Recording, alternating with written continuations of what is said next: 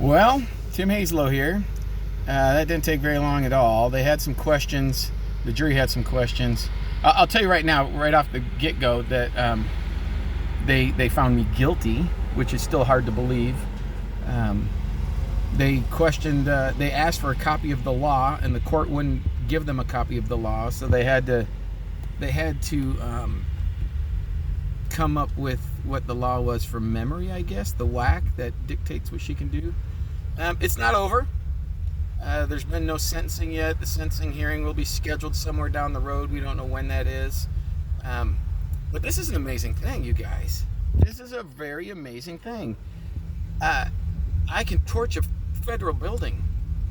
I can vandalize a Tesla. I can graffiti. I can defecate on a sidewalk. I can beat somebody up. I can yell and scream at the top of my lungs and scare the heck out of old people at a park.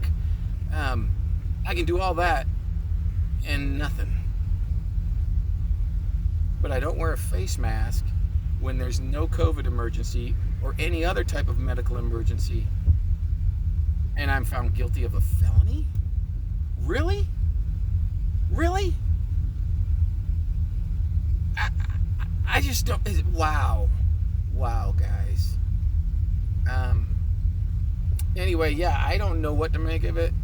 We're gonna appeal it. There's no way we can appeal it because the prosecution and the court wouldn't let the jury see all the information. They said they want the whole truth, and they want the truth, the whole truth, and nothing but the truth. But then when I got my chance to testify, they cut me off and wouldn't let me say hardly anything. And yet, the defense or the prosecution's witnesses were allowed to drone on for hours, and I got to talk for 10 or 15 minutes about very little because I wasn't allowed to say anything. We couldn't talk about masks. We couldn't talk about the fact that there was all kinds of other people not wearing masks at different times. So this is definitely a selective prosecution. The only people getting prosecuted are Tracy and I, the two Republican faces of Island County.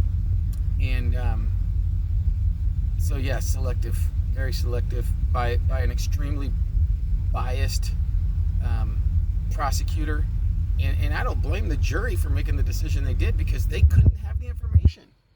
They were not given the information that they needed to make the right decision. I signed in. I signed the documentation. I was authorized to be there regardless of what I did in the room or not, which I did nothing but sit down and watch the counting. I was authorized to be there. So how can this be unauthorized access? You know? Just unfreaking real. I'm not going to cuss and swear. I'm not going to get angry and upset. I'm a little upset, but I'm kind of over it already. But wow.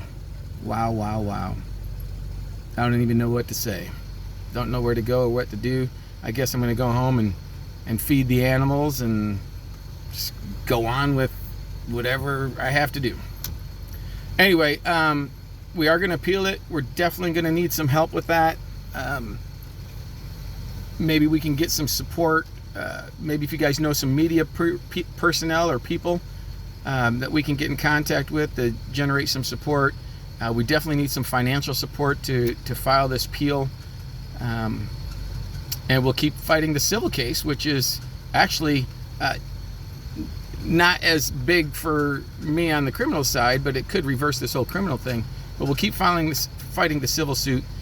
Which we still don't believe she has the authority to create the mask mandate, and we'll just have to battle on and go from there.